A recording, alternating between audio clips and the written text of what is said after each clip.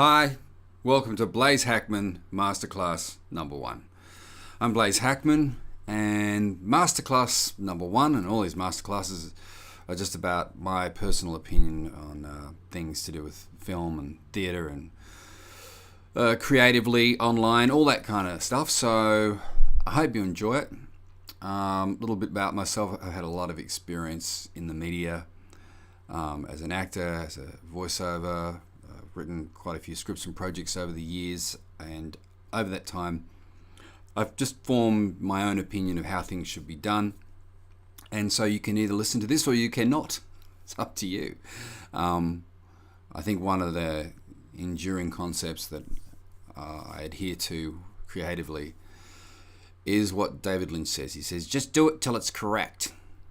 Okay, and that's pretty subjective as to what is correct. So you might find that your grandma thinks it's correct, or your friends do, or a multinational worldwide audience thinks that what you're doing is correct.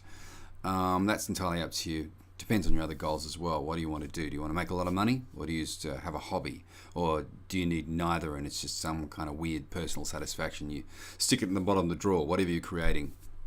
So I think that whatever you think is correct is right. And as a result, I've kind of steered away from a lot of the formulas I see in creating stuff. And I see myself primarily as a creator. I used to say actor for years and years, but I think I'm more than an actor. I think I like to create stuff, and I think that the perfect film for me is Alien.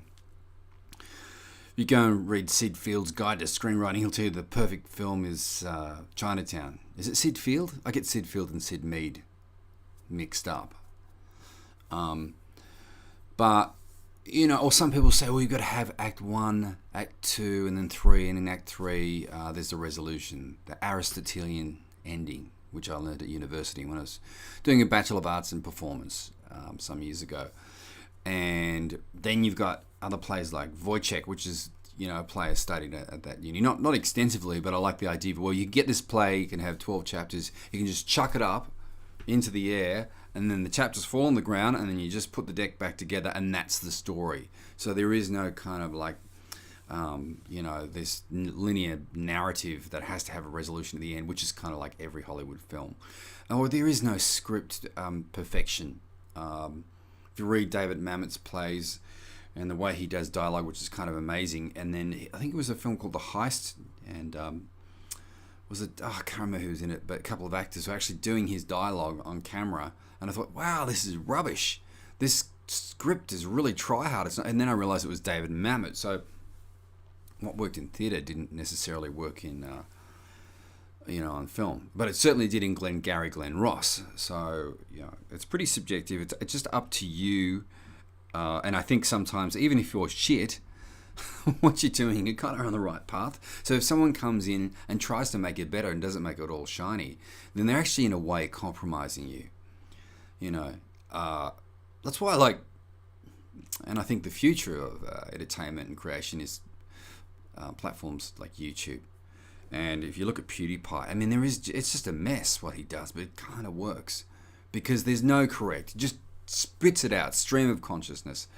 And there is an audience, so many subscribers find something in that, and people who don't realize that they're going to get left behind, but that's my opinion. I'm rambling now. So I've got this project, it's called Painted State, and I've been working on it for about 5 or 6 years. Look, I won't go into too much now because there's plenty of time for that in the future. But for me, as someone who's, I'm 50 now, right? And so when I was a kid in the 1970s, I knew I wanted to be an actor. I saw the Poseidon Adventure. I saw Gene Hackman hanging off. He was in the engine room of this upturned boat, and he was screaming at God and cursing God. He was at the same time burning his hands because he was hanging off this valve wheel, and then he opened the valve wheel, and then he falls into this huge conflagration of oily death, and everyone else gets saved. But I just thought that was the most incredible scene. And so Blaze Hackman is kind of like a stage name or identity. Still quite ill-defined at this stage, but I kind of ripped off Gene Hackman's surname to create half of this Blaze Hackman persona. And so films like that have been highly influential. And so I think Alien, to me, became the perfect film. It was, for a while, it was Blade Runner, but I think that the simplicity of Ridley Scott's Alien, if I was to say that it's an amazing, predicted, hellish future that could happen, and in the most interesting way, because it's backed by science. And you've got what should be a B movie on a budget, where Ridley Scott, the pressure of no budget, actually it creates more invention and more ideas. And so he just did an incredible job with that. And you have Ian Holm, John Hurt, Sigourney Weaver, Tom Skerritt. These great, amazing, classically trained actors, and they're really bringing the script to life. And this simple story. And of course, H.R. Giger and his monster, and the visual futurists of guys like Ron Cobb, Sid Mead, a little bit of Chris Foss maybe in there as well. So all these elements came together, and to me, that's the kind of thing I'm interested in. And film is not so much as entertainment as it is almost like a prediction of a future as well. You know, so any kind of story, you have to just sit down at a campfire and be able to tell someone a story and engage them and say, hey, what did you think about this? And stare into the flames, and it fires their imagination. That's all you really need. You don't need some funding body with a glossy picture of some well-known actor on it to make it right, or some guy to make sure your plot point's, you know, perfect at this particular point. Seriously, fuck that shit. Just go and make stuff. And if you're happy with it and you find an audience, then awesome. You know, you can't go to a Norwegian black metal band and tell them, well, that's not right or that's not correct. They just do whatever they want. They create stuff, and either you find yourself in a room by yourself because everyone thinks it's repulsive, or you don't. So I'm just keep harping on this point about making things correct in your own mind. I'll make one more point about that. Look, there's a point where previous to that, well, you do have to acquire knowledge, and you might be, a pretty young person, or you're in your teens or whatever. There's a point where you're making sculpture. You're an artist of some sort, and you have to let go of the handrail, and you have to trust yourself.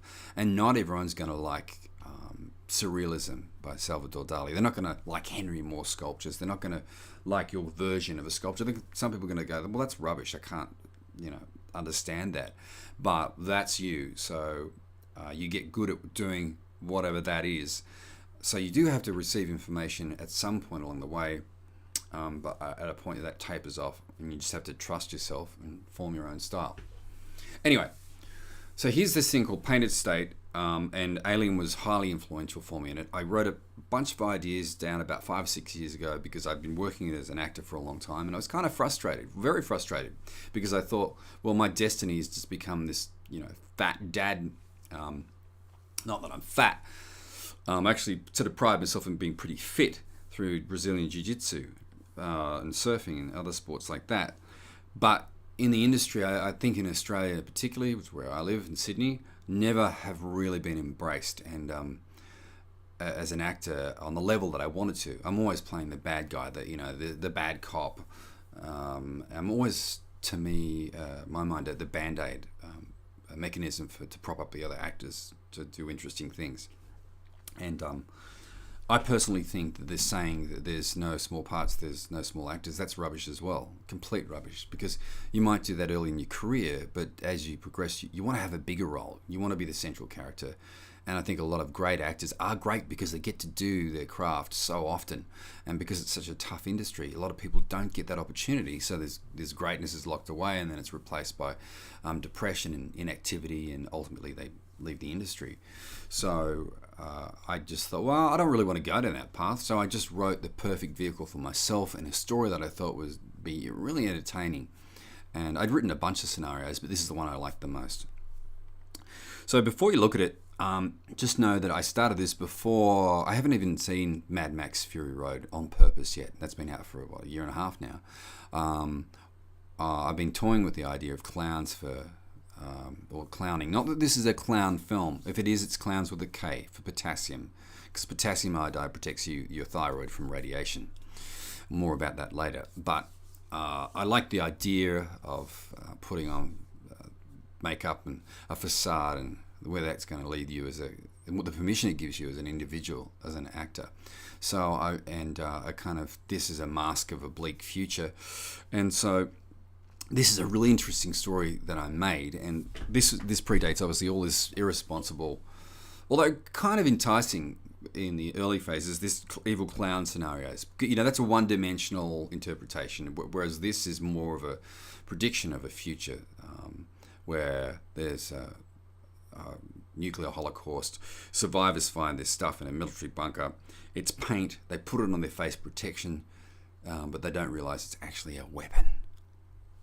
So I've cut a bunch of scenes. We shot a whole bunch of scenes in Sydney and Broken Hill, where they shot the original Mad Max. And I did that about a year and a half ago. And slowly I've been looking around trying to sell this, did a bit of an Indiegogo, that didn't take off. So then I decided to deliver my thoughts through these masterclasses and also deliver the scenes. And then in between the scenes we haven't shot, well, I do those as an audio book in an American accent. So I'm just going to get around to doing that. But I'm going to try and deliver these scenes chronologically. You can go on the Painted State YouTube or the Blaze Hackman YouTube and look at those scenes, probably at a better frame rate than where I'm going to deliver them now. But I'm just going to play it to you now, and then I can come back and tell you all about it. So, and then what I'm going to do in each of these classes is just ramble like this about my thoughts about creating stuff. And I'm also going to go through each cut and say, well, this is why I did this, and why did I do that, and what was I thinking there, and what could be better, and what's worse. So I hope you enjoy it. So yeah, look, I am rambling. Get used to it. This is the opening scene. I'll be back in a second. You have a look at this.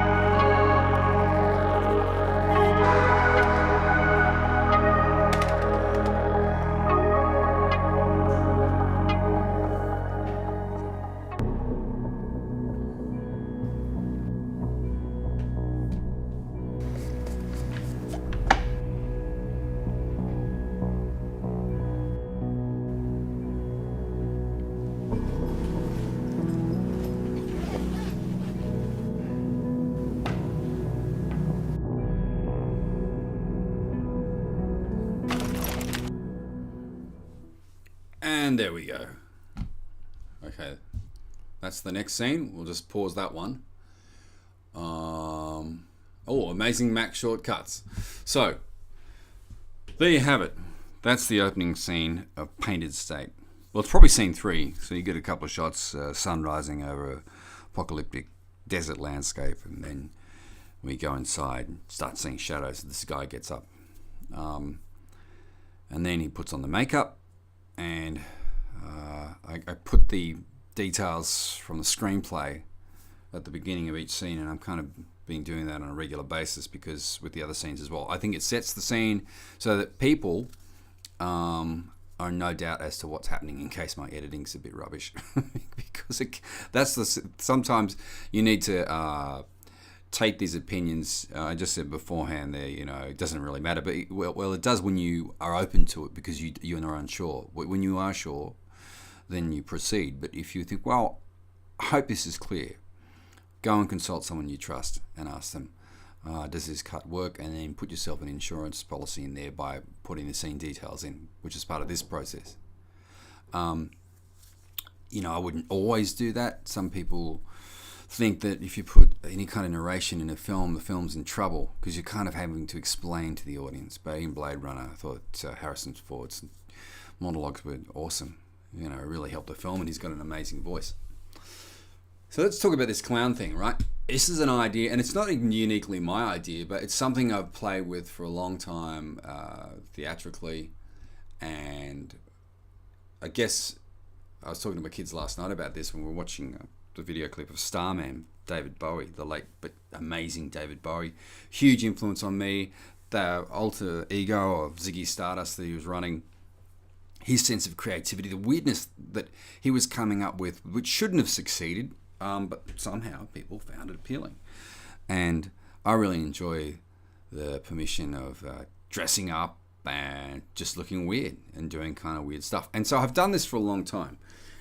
And it kind of started with this desire out of Bowie. And then when I was first acting, I got a job. I'm trying to find the image here. So I got this job on a play called Two Gentlemen of Verona. And this is around about 1996. This is before I'd actually trained in theatre. And I was dropping into the Actors Centre at Surrey Hills, in the old church there, doing Dean Carey's classes, just dropping classes, had this desire, and there's a place called Regeneration Culture, and they were just like this bunch of crazy, hippie, minimalist livers all in this warehouse, and they were going to put on this play, and all the stuff, you can see this robot was made of recycled material, and it was post-apocalypse, and they had Proteus and Valentine, the two leads. I was Proteus, looking a little bit kind of Frankenfurterish there, but it was a lot of fun. All the makeup, we did it every night. The building, there was a cavity in the wall structure, and I used to sleep in there, like in the wall, in a room. This guy decked out with foam on occasion. So it was an amazing play. Intimidating too, because of my first Shakespeare. Lots and lots of dialogue. Didn't always get through it successfully. And the delivery and interpretation, I was just saying the words and trying to sound like I knew what I was doing, but I really wasn't trained. There's a great Shakespeare coach and director, Australian guy called Arnie Nemi. Tough guy. I did Antony and Cleopatra, and played Mark Antony with him in the 2000s. And that play nearly broke me at uni in second year. And it's the second most wordy play of Shakespeare's, next to Hamlet. And even, what's his name? Silence of the Lambs. God, why is his name escaping me right now? Anthony Hopkins. Even he said Antony and Cleopatra nearly broke him as well. He just couldn't get the lines down. So this predates that, but the point is that here was this, it was kind of like permission to hide behind this mask and be something else, and maybe use that as an excuse if I didn't feel that confident to have this character. So that was Proteus and Two Gentlemen of Verona, and then we had, just kind of get our chronology right here. So then another mate of mine, Craig Anderson, he did this amazing version of Othello, Clown Prince of Venice, and then I was playing Brabantio and a couple other characters in that, and they were hamming it up there in the background. And this is Megan Drury, great female actor who was in the play with me. So there's a shot backstage. Once again, more permission. And the thing that Craig did really well in that play was he played the tragedy and comedy of Othello. They say that it's like a pendulum that swings between tragedy and comedy. And so Craig Anderson and another guy, Brian Moses, who helped me out with Painting the State, they're just really talented technicians, much more talented than me in the art of making that kind of show, and great storytellers. and I really enjoyed the permission of being in that show. And then, so I kind of took a bit of that into this band. So my friends and I, we'd had this joke band, sort of like a drunken band called the Vibro Cage Extremists. And we just put crazy makeup on, and then we dress up in these jumpsuits. And this is a mate's studio in Frankston in Victoria. And this is actually 10 years ago, and shot on a Sony Z1, which back then was amazing resolution because it could shoot 720p. Wow. And this is a screen grab from that. We just honestly got drunk, put this makeup on, and over the years we've actually knocked out quite a few video clips. But once again, this character here is called the Jaw, and the thing about the Vibro Cage Extremists was we weren't even beholden to a script. We'd make a song up in the afternoon, and we couldn't even play the instruments really. We just leap around making this crazy stream of consciousness music. And then a more recent photo, I think over the years our just open this up. Over the years that was shot on a 5D, which a lot of Painted State was. Half of it was shot on the test footage, and so we kind of started perfecting this look and this madness of the Jaw and the other characters. And if you go on YouTube and just dial in Vibro Cage Extremist on YouTube and look at some of our videos, you can see that it's pretty experimental. We just make music. We just make this weird music, and that's an interesting process because my mate and I, Stuart, he's got we're very different in the kind of thing we want to make. So it takes a lot of negotiation, but eventually we get there, and it's pretty satisfying when you get it done. And then, so you've seen that one. Then finally, this is a shot from Painted State. And this is where it's ended up. And this, I love this shot. I'll tell you why I love this shot, which we'll hear more about in the future. If I can only open it up. Can we just make this larger? That's real blood.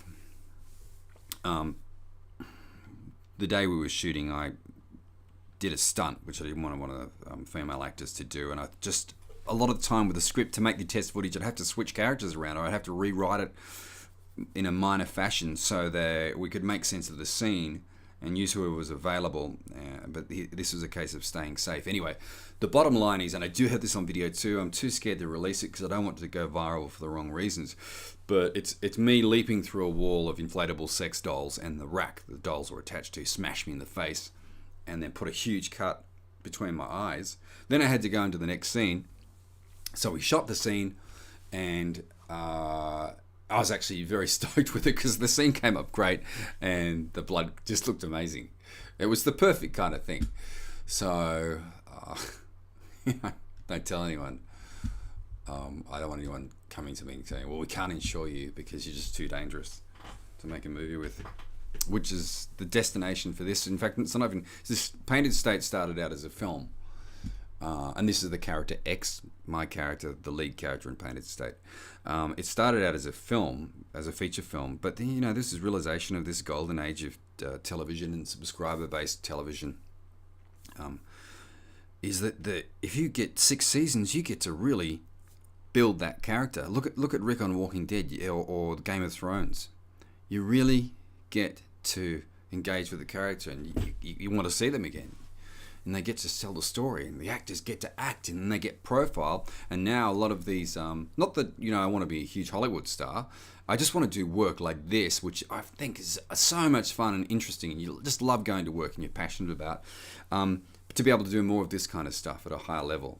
Have someone go, yeah, wow. I mean, pretty much, and I believe it will, I'm a late bloomer, but it will happen one day, is that people will see this and go, wow. Or the worst case scenario is when I drop dead one day, that my sons they'll find it, buried in a filing cabinet, and then start editing it and exposing it to people, and then they might get a benefit out of it. So, so that's sort of like 20 minutes into the film. So if we go back and we look at this dude again. Where is is the shot. Okay. So I'm just going to kind of mute the sound on this, or not entirely, but because the sound is actually very significant. So just look at it by frame. 720. We're going to go to 1080 resolution. Someone the other day, this is where we are technologically. Someone was complaining about, who wants to watch anything in 720p? Some 20-something YouTuber, but I think data rates now and delivery, especially in the US, are so fast now that people are expecting 1080. We're into 4K now. So the people say anything you looked at 5 years ago looks like it was shot with a potato, and now people are getting fussy about 720p. So I don't know what the encoding will be like when I export from ScreenFlow. Fantastic desktop Mac capture program, by the way, but here we are at 1080p. So if we look at the opening here of this scene one, this will be delivered by Sage or perhaps myself in a US accent. In the beginning came the war. To survive the war, we put on the paint. But the paint did something to us. And so, a new war began. There's my US accent. Not really warmed up. I do work professionally as a voiceover, by the way. And I do have to be somewhere. And probably about half an hour. So, I'll try and get through much of this as I can. And I have worked on a few US projects and did work on a show called Hunters last year, which didn't really get critical acclaim, or early this year as well. But did get to meet Gale Ann Hurd, albeit briefly, and got to work with some of the directors of The Walking Dead. So that's where I'm really headed with this. I'm thinking big with this. And this 4 lines really sums up. This is the pitch. So, I used to say, Mad Max with clowns, but I don't like referring to Mad Max, and I don't like people thinking of clowns with a C, because then, you're into Ronald McDonald, or now it's kind of been sullied by a lot of these irresponsible people who are doing scary clown phenomenon. So it's more about the paint and what lies beneath this film. It's more of a psychological thriller. I could link back to the Indiegogo campaign we had, which is kind of goes through that in detail. But it's the psychology that I'm interested in, about how humans behave without the rule of law, about how humans behave in an alien environment. And I think people that capture that kind of hysteria quite well would be someone like Peter Weir, or quite, if you want to go mad, you look at David Lynch, any of those guys. That's the hysteria that they can really capture. And there's a great film called Picnic at Hanging Rock, an Australian film. And another great film to capture that, especially in Australia. And one of the motivating reasons why we went and shot at Broken Hill was not Mad Max. It was actually another film called Wake in Fright, directed by the guy that actually directed a Rambo with Stallone. And he was a Canadian guy called Ted Kotcheff. And it's just an amazing film, Wake in Fright. There's a shot in that which was shot not far from here, actually in Sydney, but it's meant to be shot in the country. But it's like this room full of hundreds of men, and they're all drinking. And then someone opens this freezer up, they're icing the beer glasses, and you can just smell. You can smell the stale beer and the chill coming off the glasses, and kind of masculinity flowing. And there's all these guys that sort of assembled, and this whole film revolves around this bit drinking culture. And the guy who plays the central figure is a teacher, and he's trying to escape this, but he can't. Fate just deals him, and he deals himself some pretty bad hands, literally through gambling. So he gets stuck in this land, and someone, I read an article recently on that film. It said it's about an introvert trapped in a land of extroverts, and I think that is what's happening with Painted State. This guy's an introvert, and he's trapped in a land full of extroverts, and a lot of that is created by the paint. This paint, which is a weapon, which comes with powers, which protects you from radiation. The downside is that there's a cost to it. It does drive you mad. It does make you more paranoid. It does take parts of your personality and exaggerate them. So that's where the war is. It's an internal and external war. It's also a gender war. We'll get into that. So I had these 4 lines, had to make a big font, nice and clear, and then, you get these generic plugins, Premiere Pro, which I cut on, which I love. I use that, and Final Cut Pro 10. But mainly Premiere Pro for the big stuff, and then if I need to get a particular grade or certain things I can't do or don't know my way around in Premiere Pro, I'll go back to Final Cut Pro. So I just put some bubble and squeak in this. I put a bit of shutter roll and displacement and a bit of graininess. But people always do that, and they always seem to like, oh, let's make something look like an old time thing. So they put in some sepia font, and I don't like, sorry, not sepia font, sepia tint. And like that look. Like, oh, it's ye old times, let's put in sepia tint. So just sepia, just blanket sepia, really don't like that look. But I think the font here could be the same font that was used in the opening sequence of Blade Runner, where they had the whole information about replicants. Go and look at Blade Runner. It's exactly the same font that I used. And that's a brief overview of what's about to happen, of the world we're going to enter. So let's keep going. Some of the bubble and squeak, you can see it moving. It looks all right.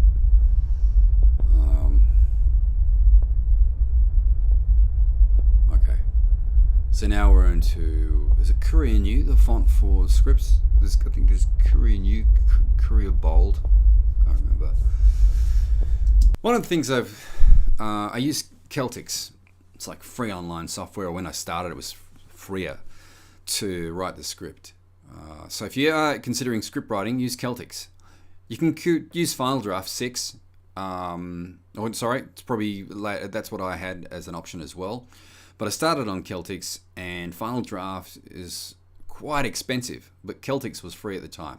There's a few, and then sometimes if you're making this stuff, let's get the cards out. And I did a script in the past, and I had a card system, and I'd stick the cards on the wall, index cards.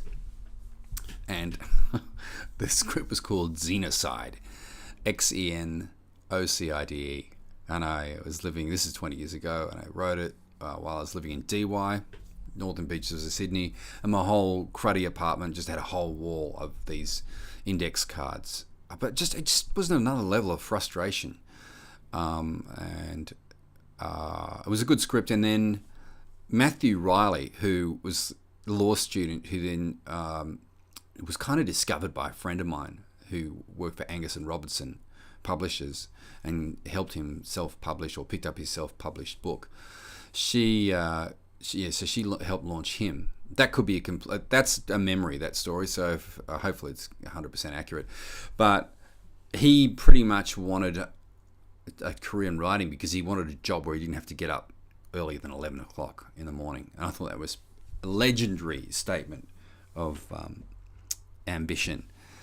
So how do we get on to Matthew Riley? Yes, he wrote a book called Museum, and it is exactly the same scenario as my scenario. And there's a couple of museum horror films, but pretty much in Xenocide,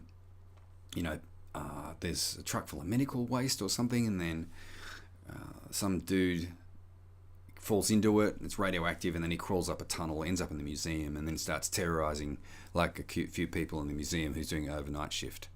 So, there's a kind of, same with Alien 2. When you got a few characters, I think it's a better film. When you start populating with too many characters, there are a few scenes in my film where there are lots of characters, but it kind of dilutes the drama. That's why I never thought the second and third Matrix films worked, because in the beginning, it was Keanu Reeves and Hugo Weaving essentially fighting each other in the Matrix, and there's a simplicity to that. In Alien, there's like 6 characters fighting this alien. In Xenocide, it was like 3 or 4 people in a museum fighting this alien, and then you've got X, who's got a few gangs, and there's a few scenes, but there's a simplicity of him versus other people versus the paint. So keep it simple, stupid, is especially when you're starting out, is my tip. Don't try and overcomplicate stuff. So let's get back to this. We've faded in, and we've got a desert day, sun rising over a post-apocalyptic desert. Somber light bleeding through the windows, heavily taped with piss-coloured plastic sheets.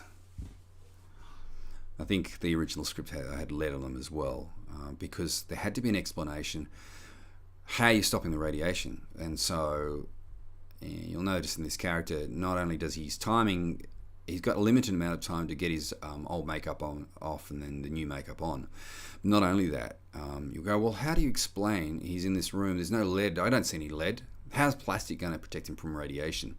And so in the beginning, I had copious amounts of Vaseline on me, and Amy Conway, the makeup girl, and Nicole Verhoeven would coat him in Vaseline, but I don't think it read as well as it should on the camera. So I tried to make the sheets look sticky, but we have this concept of this makeup called, KVAS, which is essentially Vaseline or potassium Vaseline. So it was a very transparent coating that looked gluggy, which you put on your body, and that would explain why he could sleep overnight in this hot environment but not die of radiation sickness, because he was protected by KVAS. And so constantly, this is what I loved about the science, or was a bit of a burden, was trying to reconcile, how does the science work in this world? How does that happen? How does the guy at the end of Shawshank Redemption stick the poster? How does he blue tack it to the wall, to the tunnel that he climbs out of? How does he tape the corners if he's already in the tunnel? Little bits of logic like that sometimes you can explain most of it. Occasionally there's just like a hole in the movie and you go, oh well, hopefully no one notices. And then someone makes a YouTube video on it. Let's keep going. It's going to take a while because we're going through. Okay, so I probably won't get past this point, but I'll do an additional session. So this is a font from a font package I got online. I really like it because it's kind of like that Cold War communist bloc font. It gives you the vibe. Dead industrial decay going on there. Post Chernobyl. And then in the Alien video game, they were talking about all the defects, which I do constantly, and is building the defects into the video and anything. The point is that you can't rely on technology. It's all breaking down. And so you've got this sense of, being surveillance, because in the end of the film, there's this idea that there's constant surveillance going on to this world. It could be a simulation, like Elon Musk says. And so people are watching the characters, or this sense that they're being watched, but they're not being watched with the best of technology. It's all kind of falling apart. And so that was the idea of the grid lines and the bad TV reception, which is one of my favorite plugins in Final Cut Pro 10. And the slow zoom in, a lot of people said that's reminiscent of John Carpenter. A lot of people said, this is kind of like what John Carpenter does. But no, I never really have related that well to John Carpenter, except for, I'll retract that, only film of his. Like, I love Snake Plissken, I love Escape from LA in New York, but The Thing, his which was a failure at the box office, is an amazing film, and I put up there with Alien as like its little brother. The Thing is incredible with Kurt Russell, and then recently remade with Joel Edgerton as a prequel, 4 or 5 years ago? Don't know if it did that much. Joel Edgerton, by the way, I don't know Joel at all, but I might have met him in passing. He studied at the same place I did at the Theatre and Nepean in Western Sydney. He was about, even though I'm older than him, he was 2 or 3, 4 years in front of me. So, you've got this idea of what this is going to be. Industrial decay, as I said. And the music's really interesting because I was really looked at a lot of and listened to a lot of Moog. I love the sound of the Moog. It's just otherworldly and theremin devices and that kind of manipulating sound waves and electronic waves. It's just an incredible way, and the depth of those sounds, the big sounds, and it also kind of echoes back to those Chris Foss artworks, just big analog science fiction. I love the Asimovs. I really think that it creates that schism and that sense of, I don't know, wonder and tangible, visceral feeling, which a lot of the 3D doesn't do these days. But all these old devices, Emerson, Lake and Palmer, Keith Emerson's huge Moog synthesizer, I really thought that stuff, big fat kind of bassy sounds and discordant descending waves of sound, really what Painted State was all. It's kind of like the danger of it all is what monumental danger. Like the and I'm so leaking me around here, but if you look at Charlton Heston and the Statue of Liberty in the last scene of Planet of the Apes, I thought that was an amazing scene because it was so dangerous and disturbing. And even though it's 70s, I don't think that particular shot has dated. I think it's still as amazing as it used to be. So that's what I was trying to get here. Big sense of blockiness and imbue that in the audience. And as part of that, obviously the sound in unison with the images. And so I started researching, and then I started watching Stranger Things. And the thing apart from it being an amazing series was the actual soundtrack. And I thought that music at the beginning, and then I researched that and how they, looked at certain fonts and those old horror novel fonts they wanted to get, and then the way they shot and built the defects into that sort of the font, and they were shining light through it, and I think they filmed it, and they really were specific about what they wanted. And as much as I talk about stream of consciousness, being specific about your ideas of creativity are what are really important. Having a very specific idea about what you're going to do. And so I thought, yes, I want this Moog sound. I want it to sound like the Stranger Things. There's something about, that was almost Tron-esque as well, the soundtrack to Stranger Things. And there's some fantastic remixes out there. If I remember, I'll link them as well. So then I went from that and I went to SoundCloud and I started looking at Darkwave synthesizer, retro synthesizer music. And then one guy made a soundtrack list of about 90 tracks, and I started going through those and listening. And then one came on. I thought, oh my God, that music's amazing. And the more I thought about it, the more I thought, well, this would marry so well with Painted State, or maybe this opening scene of him getting up. There's something big and grand about it. And then I realized that purely, just audibly, I detected that it was the same publisher, same composers as the composers of the Stranger Things soundtrack. So that's what this music is. It's the same guys, called Survive. I think they're out of Atlanta or something like that.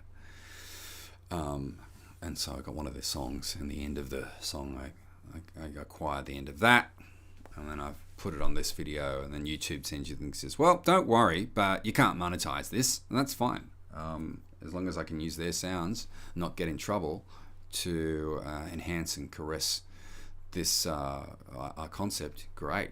So that's what I'm using for parts of this as well. I mean, the other huge artist that I've wanted to use but really haven't used as much is Lana Del Rey.